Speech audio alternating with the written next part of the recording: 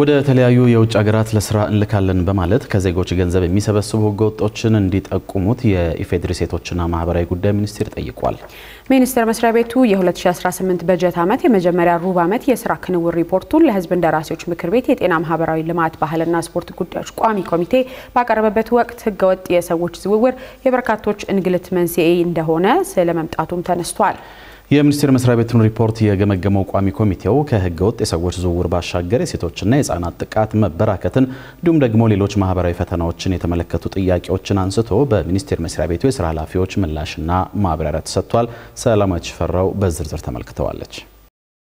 የሴቶችና ማህበራዊ ጉዳይ ሚኒስቴር የ2018 በጀት ዓመት የ3 ወራት የስራ አፈጻጸም ሪፖርቱን ለህዝብ እንደራሴዎች ምክር ቤት የጤና ማህበራዊ ልማት ባህልና ስፖርት ጉዳዮች ቋሚ ኮሚቴ በዛሬው ዕለት አቅርቧል። በዚህ ጊዜም ለሚኒስቴር መስሪያ ቤቱ ከተነሱ በርካታ ጥያቄዎች መካከል የህፃናት የጉልበት ብዝበዛን በሚመለከት በሚኒስቴር መስሪያ ቤቱ የተገለጸው ሪፖርትና መሬት ላይ ያለው ሁኔታ አለመጣጣምን የተመለከተው ይገኝበታል። አዲስ አበባን ጨምሮ በርካታ ህፃናት በየቦታው ሚዛን በመያዝ እና በሌሎች መንገዶች ለፀሐይና ብርድ የሚፈራረቅባቸው እንዲሁም ሌሎች የጉልበት ስራ ላይ ተሰማርተው ይታያሉ። ስለሆነም ይህንን የመሳሰሉ ህፃናት ጉልበት ብዝበዛ ባለበት ሁኔታ 98.9% የህፃናት ጉልበት ብዝበዛ ለመቀነስ ተችሏል ተብሎ የተገለጸው በምን አግባብ ነው?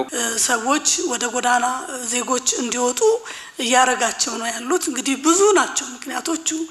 የፍቺ ምክንያት አለ፣ ያው የተለያዩ ግጭቶች የማህበራዊ ግጭቶች ያጋጥማሉ፣ ተፈጥሯዊ የሆኑ ችግሮችም ይከሰታሉና በእነዚህ ምክንያቶች ያው ሰዎች ወደ ጎዳና እንዲወጡ እየተገደዱ ነው ያሉት ማለት ነው።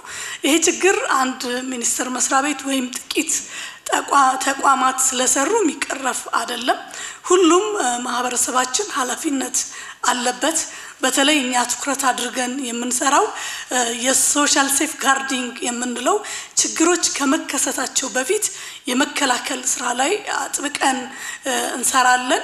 ሌላኛው በቋሚ ኮሚቴው አባላት የተነሳው ጥያቄ አሁን ላይ በስፋት እየተስተዋለ የሚገኘውና ለብዙ ዜጎች እንግልት ምክንያት የሆነው ህገወጥ የሰዎች ዝውውርን ለመከላከል የተሰራው ስራ ምን ያህል ውጤታማ ነው የሚለው ነው። የሴቶችና ማህበራዊ ጉዳይ ሚኒስቴርም ወደ ውጭ ሀገራት በህገወጥ መንገድ እንልካለን የሚሉ ካሉ ጠቁሙኝ ከሚል ጥሪው ጋር ነው ተከታዩን ምላሽ የሰጠው።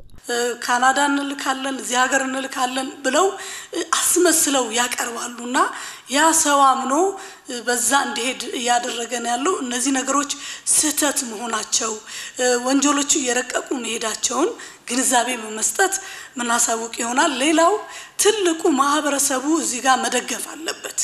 በተለይ ከመጠቆም ማህበረሰብ ውስጥ ነው የገቡት። የቤተሰብ ናቸው፣ አጎት ናቸው፣ አክስት ናቸው። እንግዲህ ወደ ተለያየ ሀገር በህገወጥ መንገድ እየላኳቸው ያሉትና እነዚህን እንዲጠቁሙ የተለያዩ የሆትላይን የስልክ አገልግሎቶች አሉ። የነፃ አገልግሎቶችን እንዲጠቁሙና ማህበረሰቡን ተባብሮ እንዲሰራ ወደ ህግ እንዲቀርቡና የእርምት እርምጃ እንዲወሰድባቸው በርካታ ስራዎች እየተሰሩ ነው። ከዚሁ ባሻገር ሴቶችና ህፃናት ላይ የሚደርሱ ጥቃቶች ከጊዜ ወደ ጊዜ እየተበራከቱ መምጣታቸው በተጠቀሰበት በዚህ የግምገማ መድረክ ላይ የሚወሰዱ እርምጃዎችና ተፈጻሚነታቸውን የተመለከተ ጥያቄም እንዲሁ ቀርቦ በሚኒስቴር መስሪያ ቤቱ የስራ ኃላፊዎች ምላሽ ተሰጥቶበታል።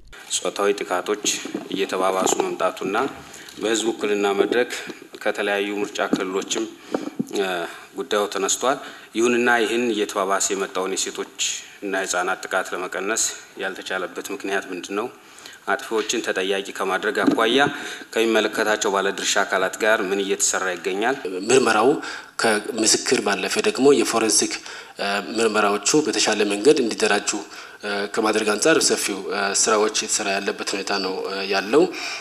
ከዛ ውጪ እስከታች ድረስ የቀበሌ ድረስ ያሉ አደረጃጀቶች በተለይ በሴቶች በኩል በሴቶች ልማት ህብረትም ይህንን አጥፊው በሰፈር ካለ ጥቆማ እንዲያደርሱ ከፖሊስ ጋር አብሮ እንዲሰሩ፣ ሌላው ከፖሊስ ጋር ቅድም በሪፖርትም እንደቀረበው ከፖሊስ ጋር ወንጀለኞችንም እንዲሁም የፖሊስ የትምህርት ስርዓት ካሪኩለም አካል ይሄ ስራ እንዲሆን ምርመራ ሂደት ውስጥ ደግሞ ያሉትን የፖሊስ አካላትን አቅማቸውን በተለያዩ መንገዶች ስልጠና የማገልበት ስራዎች እንዲሰራ